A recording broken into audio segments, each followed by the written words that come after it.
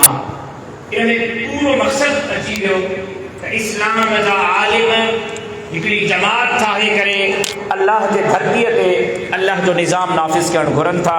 इहो असल मक़सदु आहे जमीयत उलमा इस्लाम जो। यदुल्लाहि अलल जमा, अल्लाह जो हथ जमात जे मथां आहे। अल्लाह हथनि खां पाक आहे, त पोइ अल्लाह जो हथ कीअं थियो? इन मां मुराद ही आहे त जॾहिं हिकिड़ी जमात अल्लाह रब्बुल इज़्ज़त जे बुनियादी उसूलनि खे दुनिया ते नाफ़िज़ करण जे लाइ जॾहिं महिनत ऐं जद्दोजहद कंदी आहे त अल्लाह रब्बुल इज़्ज़त जी मदद ऐं नुसरत उन सां शामिल हूंदी आहे। यदुल्लाहि अलल जमा ई आहे। ऐं वातसिमू बिहब्लिल्लाहि जमीअन वला तफ़र्रक़ू, क़ुरान तो चए त अल्लाह जी रस्सीअ खे मज़बूती सां पकड़ियो ऐं पाण में इंतिशार ऐं इख़्तिलाफ़ न कयो। अल्लाह जी रस्सी छा आहे? अल्लाह जी रस्सी कहिड़ी आहे? जॾहिं त अल्लाह हथ खां बि पाक, अल्लाह अखि खां बि पाक, अल्लाह वजूद खां बि पाक, यानी बज़ाहिर इंसानी वजूद खां, अल्लाह रस्सीअ खां बि पाक। जेकॾहिं इते माना मफ़हूम ऐं ख़ुलासो ऐं निचूड़ कढिजे त अल्लाह जी रस्सी जमात आहे, ऐं उहा जमात इस्लाम वारी जमात आहे, ऐं उहा जमात इस्लाम जे आलिमनि जी जमात आहे। यानी अल्लाह जी जमात इस्लाम जे आलिमनि जी जमात खे मज़बूतीअ सां पकड़ियो, उन में कंहिं क़िस्म जो इख़्तिलाफ़ न आणियो। वातसिमू बिहब्लिल्लाहि जमीअन वला तफ़र्रक़ू, माना तव्हां अल्लाह जी रस्सीअ खे पकड़ो, आलिमनि जी जमात खे पकड़ो, इस्लाम जे आलिमनि जे रस्ते खे पकड़ो, तव्हां कामयाब थी वेंदव। बाबा शहीद रहमहुल्लाह फरमाईंदा हुआ त अल्लाह रब्बुल इज़्ज़त क़यामत जे ॾींहुं ही न पुछंदो त तव्हां अल्लाह जे धरतीअ ते अल्लाह जो निज़ाम नाफ़िज़ कयो या न कयो, तव्हां इस्लाम नाफ़िज़ कयो या न कयो, तव्हां शरीयत नाफ़िज़ कई या न कई, क़ुरान जो कानून तव्हां नाफ़िज़ कयो या न कयो। अल्लाह इहो न पुछंदो। हा, अल्लाह रब्बुल इज़्ज़त एतिरो ज़रूर पुछंदो त छा तव्हां अल्लाह जे धरतीअ ते अल्लाह जे निज़ाम जे लाइ महिनत ऐं जद्दोजहद कई या न कई। माना असां नतीजे जा मुकल्लफ़ न आहियूं, असां महिनत जा मुकल्लफ़ आहियूं, ऐं उन महिनत जो नालो जमीयत उलमा इस्लाम आहे। जमीयत उलमा इस्लाम छो ठाही वई? जमीयत उलमा इस्लाम देवबंदीयत जो नालो ऐं जमीयत उलमा इस्लाम जो नालो जेकॾहिं खणूं त हिकिड़ी शइ हिक सिके जे ॿिनि रुखनि जो नालो आहे। देवबंदीयत नालो आहे मदरसे जो, देवबंदीयत नालो आहे जमीयत जो। देवबंदीयत खे जेकॾहिं असां हिकिड़ो फ़िक्र, हिकिड़ो मसलक या हिकिड़ो ज़हन या हिकिड़ो नज़रियो सम्झियो आहे त ग़लति सम्झियो आहे। जेकॾहिं जमीयत खे सिर्फ़ देवबंदीयत खे सिर्फ़ मदरसो सम्झियो आहे त बि ग़लति सम्झियो आहे। जेकॾहिं देवबंदीयत खे सिर्फ़ जमात सम्झियो आहे त बि ग़लति सम्झियो आहे। देवबंदीयत नालो आहे मदरसे जो, देवबंदीयत नालो आहे जमात जो, देवबंदीयत नालो आहे मदरसे जो, देवबंदीयत नालो आहे जमात जो। जॾहिं देवबंदीयत मदरसे जो नालो आहे, मदरसे जे तशरीह में वेंदासीं त इल्म ऐं अमल जो नालो, दर्स ऐं तदरीस जो नालो, तालीम ऐं तालुम जो नालो मदरसो हूंदो। पर जेकॾहिं देवबंदीयत खे वठंदासीं जमात में, जेकॾहिं देवबंदीयत जमात जो नालो आहे, देवबंदीयत जमीयत जो नालो आहे, त पोइ देवबंदीयत जमात जो मफ़हूम हे निकिरंदो, देवबंदीयत जमीयत जो मफ़हूम हे निकिरंदो त देवबंदीयत नालो आहे सियासत जो, देवबंदीयत नालो आहे उम्मत जी इमामत जो, देवबंदीयत नालो आहे उम्मत जी क़यादत जो, देवबंदीयत नालो आहे उम्मत जी रहबरी ऐं रहनुमाईअ जो, देवबंदीयत नालो आहे उम्मत जी अॻवाणीअ जो, देवबंदीयत नालो आहे उम्मत जी सरवाणीअ जो, ऐं देवबंदीयत नालो आहे उम्मत जी हुकुमरानीअ जो। जेकॾहिं असां देवबंदी आहियूं त पोइ सिर्फ़ दावत और तबलीग ताईं पंहिंजो पाण खे महदूद न रखिणो पवंदो। जेकॾहिं पाण देवबंदी आहियूं त पोइ सिर्फ़ दर्स ऐं तदरीस ताईं पंहिंजो पाण खे महदूद न रखिणो पवंदो। जेकॾहिं पाण देवबंदी आहियूं त रुगो पढ़ण ऐं पढ़ाइण ताईं महदूद न रखिणो पवंदो। जेकॾहिं देवबंदी आहियूं त रुगो फ़िक्र ऐं ज़िक्र ताईं पंहिंजो पाण खे महदूद न करणो पवंदो। छो त देवबंदीयत हिकु फ़िक्र ऐं नज़रिये ऐं इनक़िलाब जो नालो आहे, ऐं उनजो निचूड़ ऐं लुपे लुबाब जेकॾहिं कढंदासीं त ॿ शयूं देवबंदीयत मां नज़र थियूं अचनि। हिकु मदरसो थो नज़र अचे, ॿियो जमीयत थो नज़र अचे। अल्हम्दुलिल्लाह, अल्लाह रब्बुल इज़्ज़त तोखे मूंखे उन जमात ऐं उन देवबंदीअ सां वाबिस्ता कयो आहे जेकी जमात अॼु मदारिस जी बि अमीन आहे, त अॼु अल्लाह जे धरतीअ ते अल्लाह जे निज़ाम खे नाफ़िज़ करण जे लाइ बि जद्दोजहद करे रही आहे। जमीयत उलमा इस्लाम खे छो ठाहियो वियो? जमीयत उलमा इस्लाम जा अग़राज़ व मक़ासिद छा आहिनि? मुख़्तसर चंद लफ़्ज़नि में जमीयत उलमा इस्लाम जी रहनुमाईअ में मुसलमाननि जी मुंतशिर क़ुव्वतुनि खे जमा करे इक़ामत दीन ऐं इशाअत इस्लाम जे लाइ मुनज़्ज़म जद्दोजहद करणु, इस्लाम जे उसूलनि, शाइर इस्लाम ऐं मरकज़ इस्लाम यानी हरमैन जी हिफ़ाज़त करणु। मां हर नुक्ते के ॿ दफ़ा दोहराईंदुसि। अवांजो तवज्जो हूंदो त तव्हांखे जमीयत उलमा इस्लाम जो वजूद, जमीयत उलमा इस्लाम जो क़याम, जमीयत उलमा इस्लाम छो ठाही वई ऐं हिन वक़्तु जमीयत उलमा इस्लाम जे नहज ते कम करे रही आहे, उन उसूल जे मुताबिक़ आहे या न, जे उसूल जे मुताबिक़ जमीयत उलमा इस्लाम खे ठाहियो वियो हो, अव्हांखे आसानी सां सम्झ में अची वेंदो। जमीयत उलमा इस्लाम जो पहिरियों मक़सदु छा आहे, जमीयत उलमा इस्लाम अर्ज़ वजूद में छो आई, जमीयत उलमा इस्लाम खे छो ठाहियो वियो। उलमाए इस्लाम यानी इस्लाम जे आलिमनि जी रहनुमाईअ में मुसलमाननि जी मुंतशिर क़ुव्वतुनि खे जमा करे इक़ामत दीन ऐं इशाअत इस्लाम जे लाइ मुनज़्ज़म जद्दोजहद करणु। इक़ामत दीन जी मतिलबु छा आहे, इक़ामत दीन जो मतिलबु छा आहे ऐं इशाअत इस्लाम जो मक़सदु छा आहे।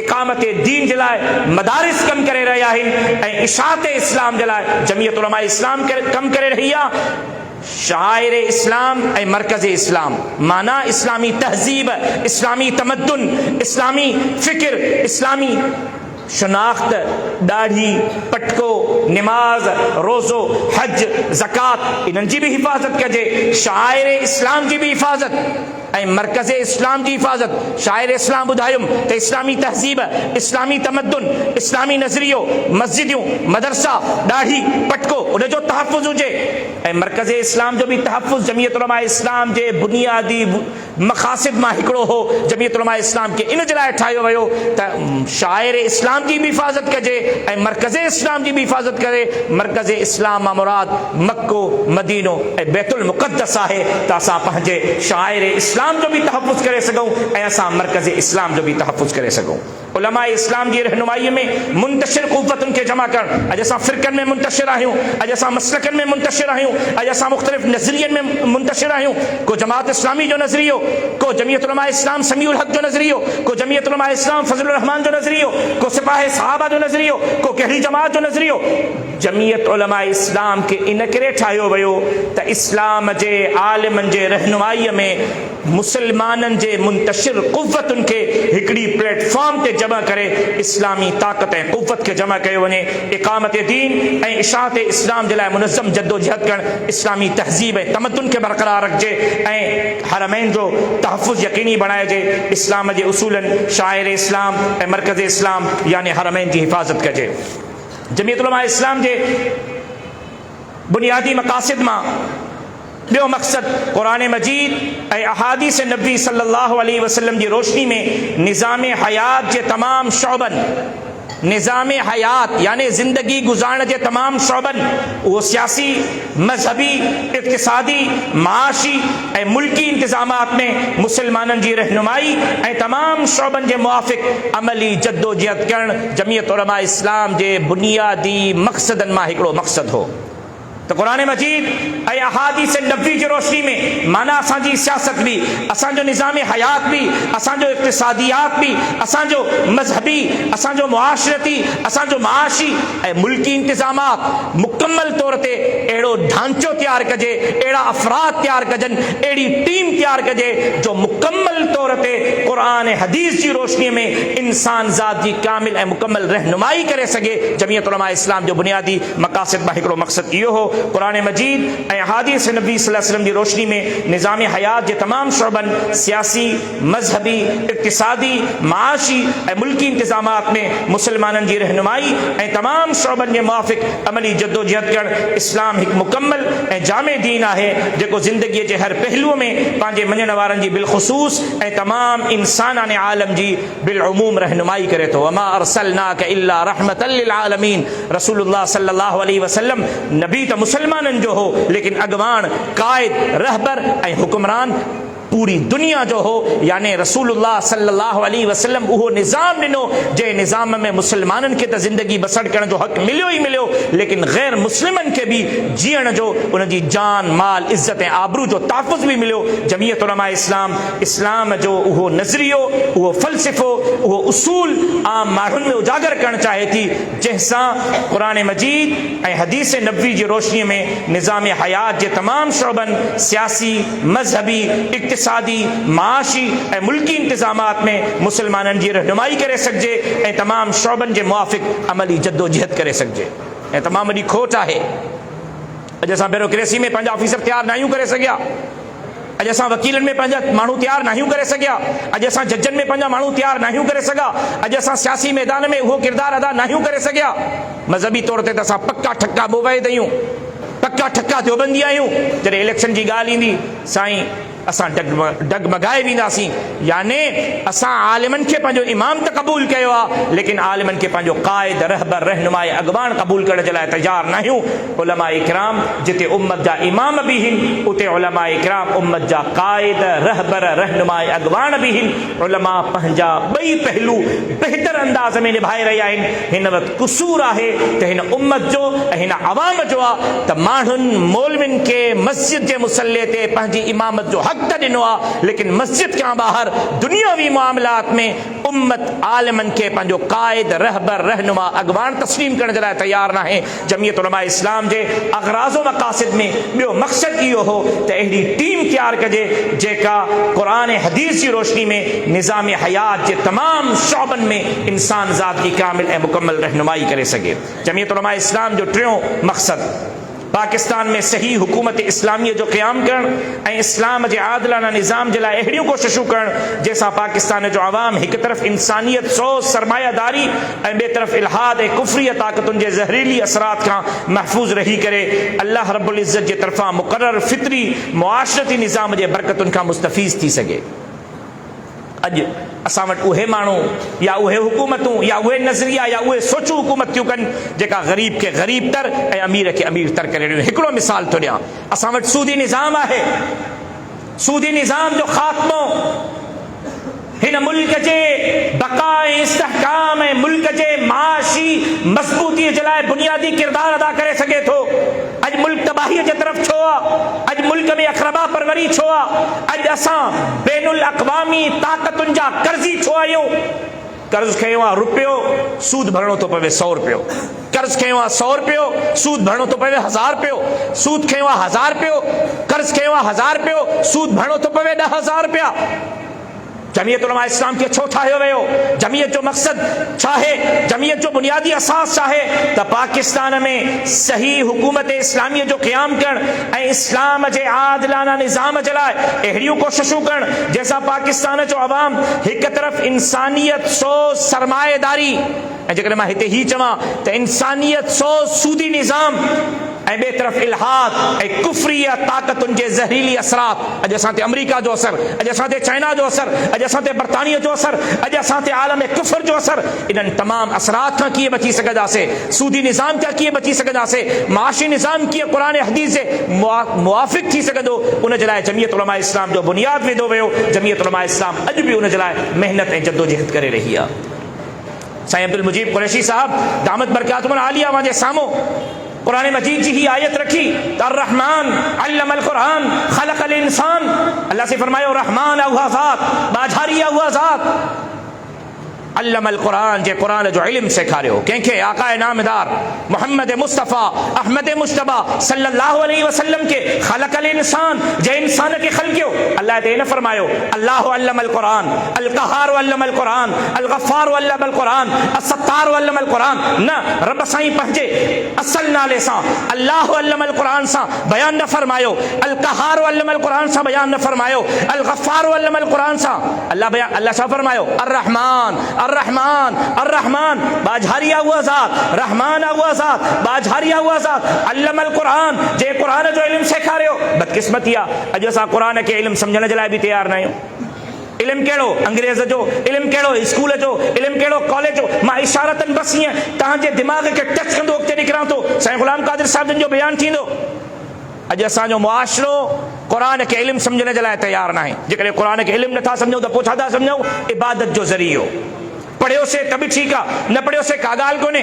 बच्चनि खे पढ़ायोसीं त बि ठीकु आहे, न पढ़ायोसीं त बि का ॻाल्हि कोन्हे। निमाज़ पढ़ीसीं त बि ठीकु आहे, न पढ़ीसीं रहिजी वई का ॻाल्हि कोन्हे। अल्लाह माफ़ करण वारो आहे। क़ुरान अल्लाह जे इल्म जो नालो आहे। क़ुरान अल्लाह जे इल्म जो नालो आहे। क़ुरान तालीम जो नालो आहे। अॼु ॾींहं ताईं बदकिस्मती सां मुंहिंजो मुआशरो, मुंहिंजी सोसाइटी क़ुरान खे इबादत जो ज़रियो त सम्झी रही आहे, लेकिन क़ुरान खे तालीम इल्म सम्झी नाहे रही। अल्लाह छा फरमायो? अर्रहमान बाझारिया हुआ ज़ात अल्लमल क़ुरान जे क़ुरान जो इल्म सेखारियो, मदीने जे अमीर खे ख़लक़ल इंसान जे इंसान के ख़लक़ियो, अल्लाह तख़लीक़ इंसान के बाद में बयान फरमायो, मक़सद इंसान पहिरियों बयान फरमायो।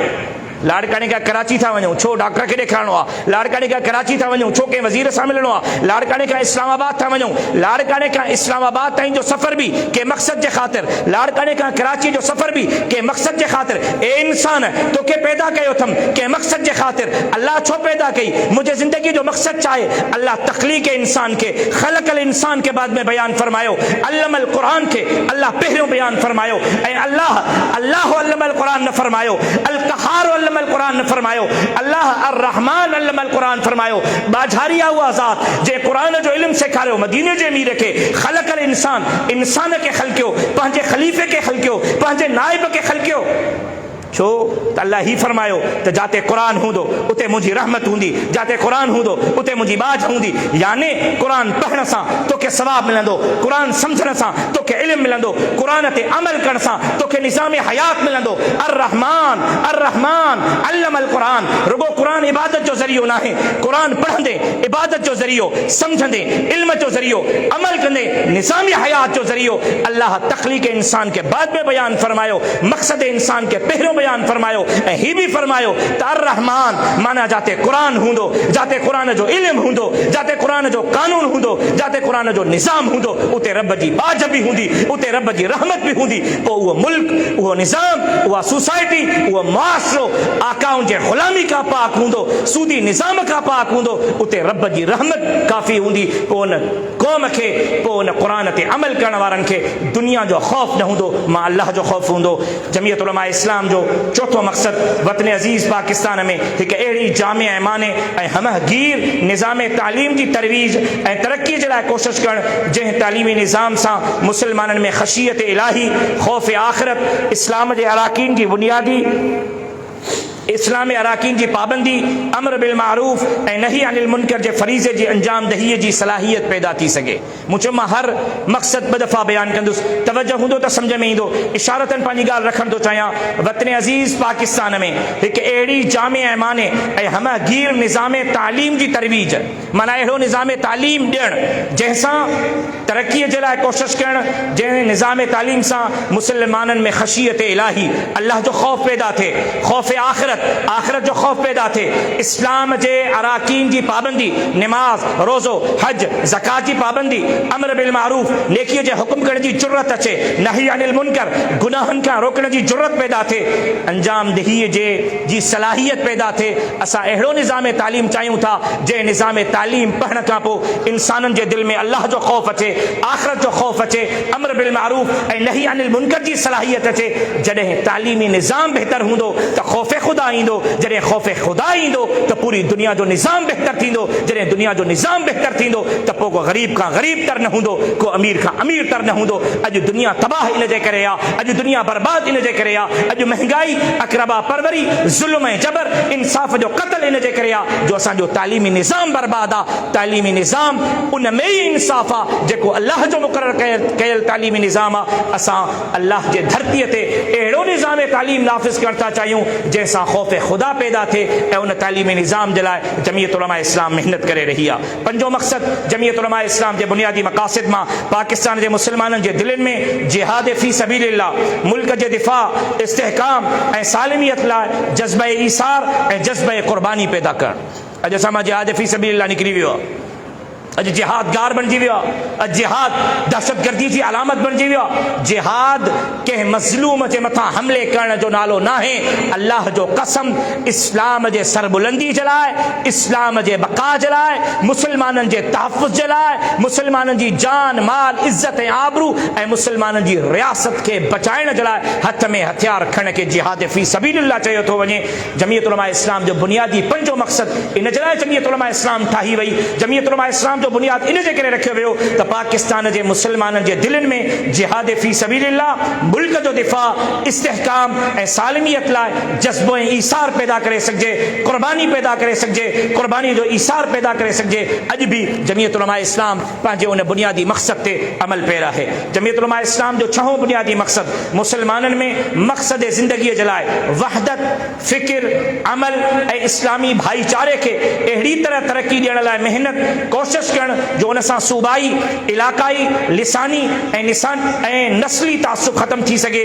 अॼु दुनिया में ज़मीन ते रहण वारनि इंसाननि पंहिंजा अलॻि अलॻि मक़सद हयात मुतयन करे रखिया आहिनि। पंहिंजे मुक़ररु कयल मक़सद हयात में कामयाबी जे लाइ हर मुल्क, हर क़ौम ऐं हर फ़र्द जद्दोजहद करे रहियो आहे। लेकिन जमीयत उलमा इस्लाम वहदत, भाईचारो, इत्तिहाद ऐं अल्लाह रब्बुल इज़्ज़त जे हुक्म जी तामीर तहत क़ौम खे यकजा करे नफ़रतुनि जो ख़ात्मो करणु घुरे थी। को सिंधु देश जे नाले ते अलॻि क़ौम थो ठाहिणु चाहे, को बलोच जे नाले ते अलॻि क़ौम ठाहिणु थो चाहे, को चीन जे नाले ते पूरे मुल्क खे पंहिंजे मुठीअ में रखणु थो चाहे, को यहूदियत जे नाले ते पूरे मुल्क खे पंहिंजो ग़ुलाम बणाइणु थो चाहे, को अमेरिका जे नाले ते ॾाढो सो गाबो बणजणु चाहे थो। जमीयत उलमा इस्लाम इन जे करे मारज़ वजूद में आई ताकि असां नस्ली ऐं मज़हबी ऐं मसलकी नफ़रतुनि जो ख़ात्मो करे सघूं। मुसलमाननि में मक़सद ज़िंदगीअ जे लाइ वहदत, इत्तिहाद, फ़िक्र, अमल, इस्लामी भाईचारो अहिड़ी तरह तरक़ी ॾियण लाइ महिनत ऐं कोशिश करणु, उन सां सूबाई, इलाक़ाई, लिसानी ऐं नस्ली तासुब ख़त्म थी सघे।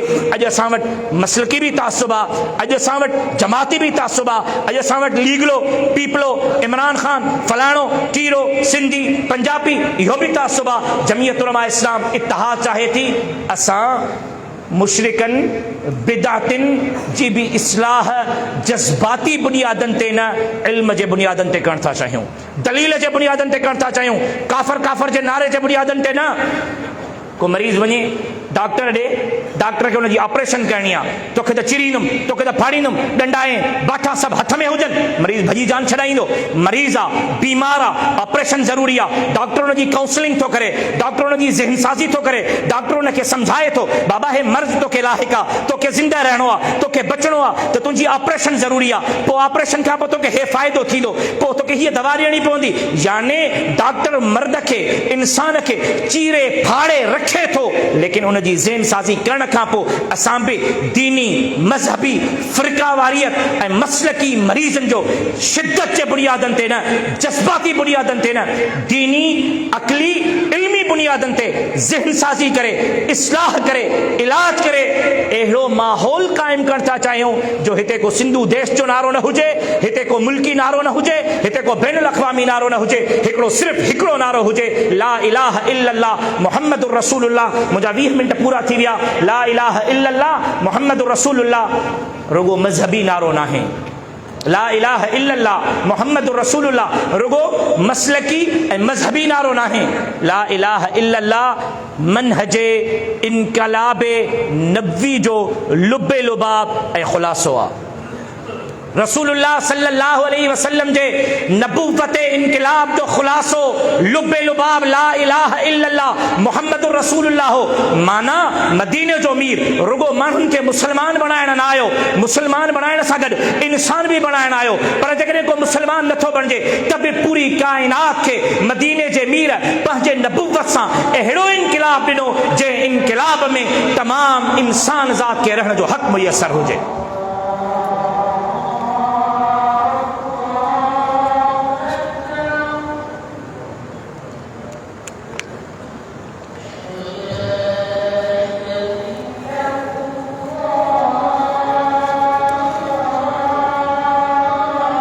तो 10 मिनट नमाज लेट करे, मां चवां पोइ नमाज सिंधी फ़िलहाल नमाज के लिए अज़ान थी छॾी, नमाज को लेट करे।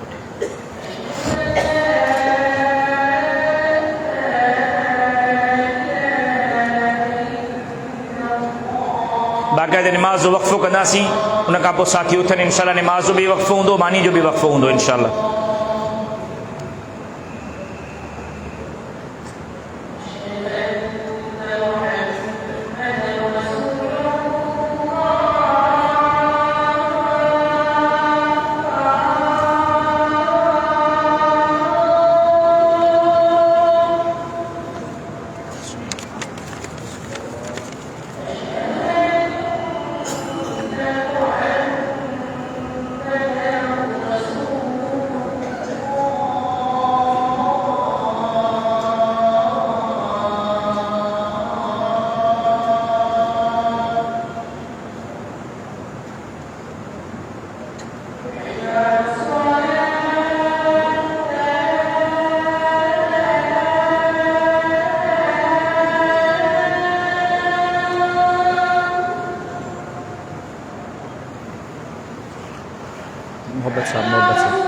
भट्ट साहब।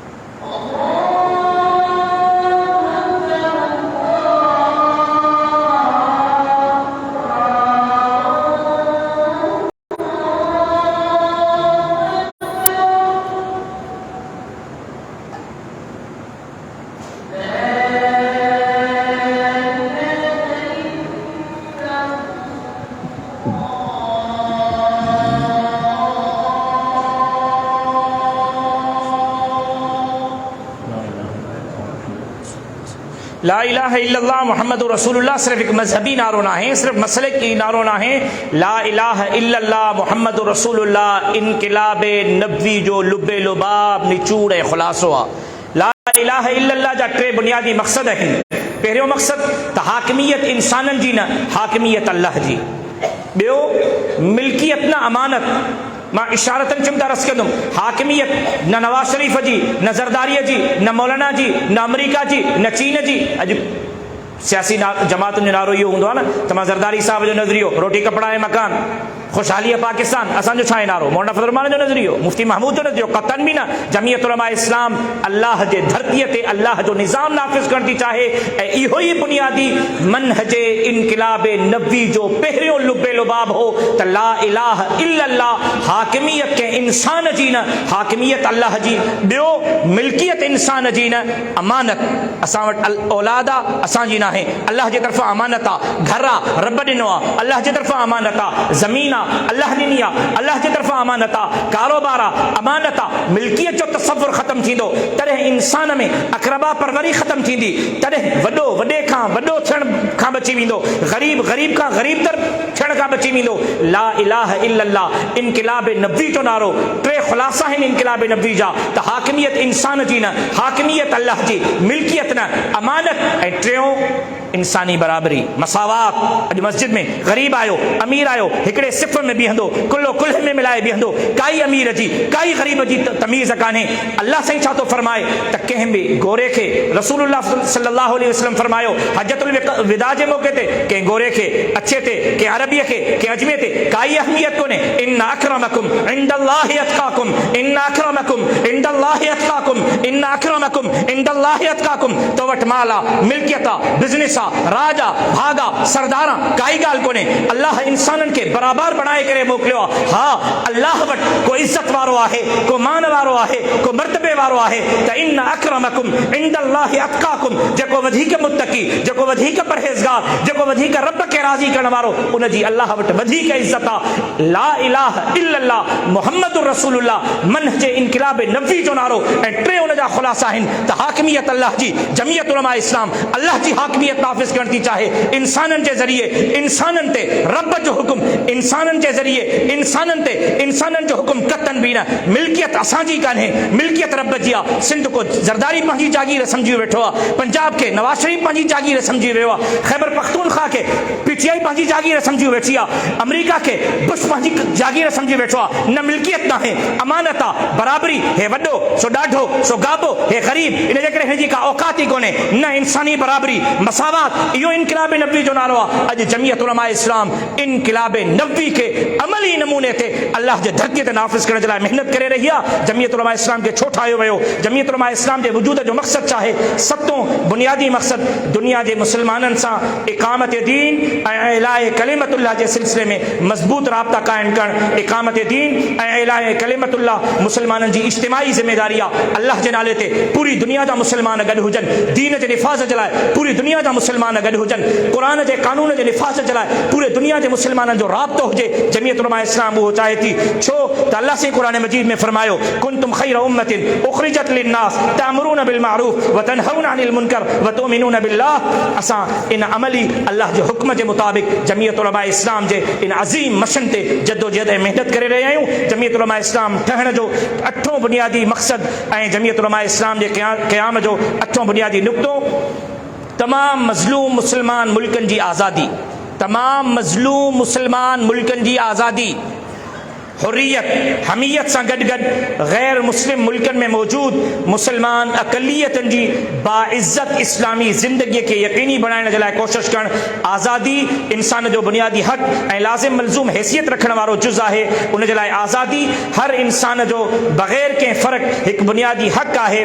दुनिया में मुसलमाननि खे उन जे बुनियादी हक़ इस्लाम खां महरूम करण जी कोशिशि कई पई वञे, जंहिंखे रोकणु जमीयत उलमा इस्लाम जो बुनियादी हक़ आहे। जेका मज़लूम इस्लामी मुल्क आहिनि, अफ़गानिस्तान आहे, फ़लस्तीन आहे, इराक़ आहे, शाम आहे, सूरिया आहे, चचीनिया आहे, उन्हनि मज़लूम मुसलमाननि मुल्कनि जी मदद करणु जमीयत उलमा इस्लाम जो बुनियादी मक़सद ऐं गैर मुस्लिम मुल्कनि में जेका मुसलमान रहनि था उन्हनि जी आज़ादी ऐं हुर्रियत त उन्हनि खे उन्हनि जी इंसान जे तौर ते ॾिनल आज़ादी यकीनी बणाए सघिजे, ताकी उहे आज़ादी सां पंहिंजे इस्लाम, पंहिंजे दीन, पंहिंजे अल्लाह जी इबादत करे सघनि। जमीयत उलमा इस्लाम अमली तौर ते इन ते कोशिश ऐं महिनत करे रही आहे। नाओ जमीयत उलमा इस्लाम जो बुनियादी मक़सद मुख़्तलिफ़ इस्लामी इदारनि, मुख़्तलिफ़ इस्लामी इदारनि मसलन मसाजिद, मदारिस, मकातिब, कुतुब खाननि, यतीम ॿारनि जी किफ़ालत जी हिफ़ाज़त, इस्लाह ऐं तरक़ीअ जे लाइ कोशिशि करणु।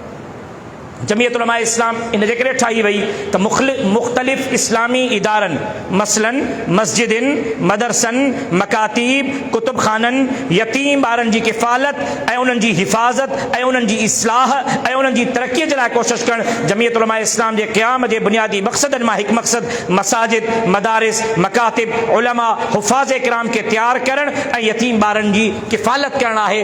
अॼु बि अल्हम्दुलिल्लाह मदारिस जो सभ खां वॾो तादाद जमीयत उलमा इस्लाम सां आहे ऐं अॼु बि जमीयत उलमा इस्लाम सां वाबस्ता मदरसनि मां क़ुरान जा कारी ऐं दीन जा आलिम पैदा थी रहिया आहिनि। जमीयत उलमा इस्लाम खे इन जे लाइ ठाहियो वियो हो त मदरसो पंहिंजी आज़ादी सां कमु करे सघे। जेकॾहिं का हुकूमत जी मेरी नज़र मदरसे जे मथां उथे त जमीयत उलमा इस्लाम उन नज़र में, उन अखि में आङुर विझे। जेकॾहिं का इक़्तिदार, का हुकूमत, को ऑफिसर मदरसनि जी हुर्रियत ऐं आज़ादी खे ख़तमु करणु चाहे त जमीयत उलमा इस्लाम सीसा पिलाई दीवार बणिजी करे मदरसनि जी हुर्रियत, आज़ादी, निसाब तालीम, मदरसनि जे तालीमी निज़ाम जो दिफ़ा करे सघे। अॼु बि जमीयत उलमा इस्लाम पंहिंजो उन अमली किरदार ते अल्हम्दुलिल्लाह अमल पज़ीर आहे। ॾहों ऐं आख़िरी जमीयत उलमा इस्लाम छो ठाही वई? जमीयत उलमा इस्लाम जो मक़सदु छा आहे?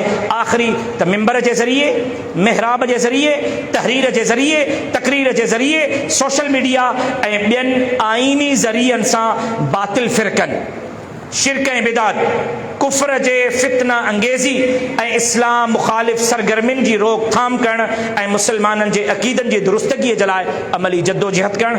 ॾहों बुनियादी मक़सद त मिंबर जे ज़रिए, महराब जे ज़रिए, तहरीर जे ज़रिए, तक़रीर जे ज़रिए, तबलीग जे ज़रिए, सोशल मीडिया जे ज़रिए आइनी ज़रियनि जे मुताबिक़ बातिल फ़िरक़नि जो मुक़ाबिलो, शिरक ऐं बिदत जी कमर कशी करणु, कुफ्र जे फितना अंगेज़ीअ जे ख़िलाफ़ पंहिंजो किरदारु अदा करणु, इस्लाम मुखालिफ़ तमाम सरगर्मियुनि जी रोकथाम करणु ऐं मुसलमाननि जे अक़ीदनि जे दुरुस्तगीअ जे लाइ अमली जद्दोजहद करणु। जमीयत उलमा इस्लाम खे इन जे लाइ ठाहियो वियो हो। तव्हां सम्झो आहे त जमीयत उलमा इस्लाम वोट जे लाइ, इलेक्शन जे लाइ, सियासत जे लाइ, इक़्तिदार ऐं इख़्तियार जे लाइ ठही आहे। अल्लाह जो कसम, जमीयत उलमा इस्लाम जो बुनियादी मक़सदु 10 नुक़्ता तव्हांजे साम्हूं रखियो अथमि। वोट मुंहिंजो मक़सदु कोन्हे, वोट ज़रियो आहे। इलेक्शन मुंहिंजो मक़सदु कोन्हे, इलेक्शन ज़रियो आहे। MP ऐं MLA थियणु मुंहिंजो मक़सदु कोन्हे, MP ऐं MLA थियणु रस्तो ऐं ज़रियो आहे, इक़्तिदार ऐं इख़्तियार मुंहिंजो मक़सदु कोन्हे, इक़्तिदार ऐं इख़्तियार मुंहिंजो रस्तो ऐं ज़रियो आहे। मां वोट जे ज़रिए, इलेक्शन जे ज़रिए, MP MNA थियण जे ज़रिए, पार्लियामेंट जे ज़रिए, इक़्तिदार ऐं इख़्तियार जे ज़रिए ताक़त ऐं क़ुव्वत हासिल करे जमीयत उलमा इस्लाम जे हिननि 10 बुनियादी नुक़्तनि खे अल्लाह जे धरतीअ ते नाफ़िज़ करण जे लाइ अमली जद्दोजहद करे रहियो आहियां। जेकॾहिं उन जे बावजूदि तुंहिंजी दिलि, तुंहिंजो ज़मीर तोखे इहो थो चवे त जमीयत उलमा इस्लाम कुझु बि न कयो आहे ऐं तूं दुनियादारनि सां भाकुर पाए मिले थो, भली वञी मिल। मां नतीजे जो मुकलिफ़ न आहियां, महिनत जो मुकलिफ़ आहियां। असांजे अकाबिर असांखे हे अज़ीम नज़रियो ॾेई विया आहिनि। रब्बे मोहम्मद जो कसम, शहीद वालिद वांगुरु जीअं शहीद वालिद चयो त असां नतीजे जा मुकलिफ़ न आहियूं। अल्लाह क़यामत जे ॾींहुं इहो पुछंदो त तव्हां इस्लाम नाफ़िज़ कयो या न कयो। अल्लाह इहो ज़रूरु पुछंदो त उन जे लाइ महिनत कई या न कई। असां महिनत करे रहिया आहियूं, जद्दोजहद करे रहिया आहियूं ऐं इंशाअल्लाह उहो ॾींहुं परे कोन्हे जो इन जो नतीजो बि मिलंदो। जॾहिं बाबा हक़ानी हो, अकेलो हो, बाबा शहीद ख़ालिद महमूद रहमहुल्लाह हो, चंद दोस्त हा, अॼु जमात आहे, अॼु ताक़त आहे, अॼु क़ुव्वत आहे। कल्ह ताईं इलेक्शन में बीहण जे लाइ को उम्मीदवार कोन पियो मिले। अॼु इन नहज ते आया आहियूं त एतिरा वोट लाड़काणे में पाण वटि मौजूदु आहिनि जो खटे नथा सघूं, लेकिन कंहिंखे खटराए ऐं कंहिंखे हाराए सघूं था। सुभाणे उहो ॾींहुं परे कोन्हे जॾहिं जमीयत उलमा इस्लाम वटि ताक़त बि हूंदी, क़ुव्वत बि हूंदी, इक़्तिदार बि हूंदो, इख़्तियार बि हूंदो। जॾहिं इक़्तिदार ऐं इख़्तियार मिलियो उन ॾींहुं मौलाना फज़लुर रहमान जो, मुफ्ती महमूद रहमहुल्लाह जो नज़रियो न बल्कि इन्हनि जी क़यादत में, इन्हनि जी अॻवाणीअ में, इन्हनि जी सरवाणीअ में रब्बे मोहम्मद जो कसम अल्लाह जे धरतीअ ते क़ुरान जो आदिलाना निज़ाम नाफ़िज़ कंदासीं। जॾहिं क़ुरान जो निज़ाम नाफ़िज़ थियो उन ॾींहुं महांगाईअ जो ख़ात्मो थींदो। जॾहिं क़ुरान जो आदिलाना निज़ाम नाफ़िज़ थियो उन ॾींहुं अक़रबा परवरी जो ख़ात्मो थींदो। जॾहिं क़ुरान जो आदिलाना निज़ाम नाफ़िज़ थियो उन ॾींहुं अमीर खां अमीर तर बणजण खां रुकिजी वेंदो, ग़रीब खां ग़रीब तर थियण खां रुकिजी वेंदो। छो त अदल, इंसाफ़, मसावात, बराबरी रुगो अल्लाह जे क़ुरान में आहे, अल्लाह जे कानून में आहे। अल्लाह जो कानून को दुनियादार नाफ़िज़ न कंदो, दीनदार ऐं आलिम नाफ़िज़ कंदो। तव्हांखे मुबारक हुजे त तव्हां अहिड़ी जमात सां गॾु आहियो जंहिं जमात जो नज़रियो सिर्फ़ु रसूलुल्लाह जो नज़रियो, क़ुरान जो नज़रियो आहे। इंशाअल्लाह रब करीम असांजो जनाज़ो जमीयत उलमा इस्लाम जे परचम में खणाए ऐं जॾहिं असांजो जनाज़ो पढ़ण वारा हुजनि त जमीयत उलमा इस्लाम जा कारकुन ऐं आलिम हुजनि। मां जेको चयुमि अल्लाह से मंज़ूर मक़बूल फरमाए। वमा अलैना इल्लल बलाग। इस्लाम जिंदाबाद, पाकिस्तान पाइंदाबाद। 10 मिनट नमाज में बचे आहिनि। नमाज ज़ुहर जो वक़फ़ो, मानी जो वक़फ़ो।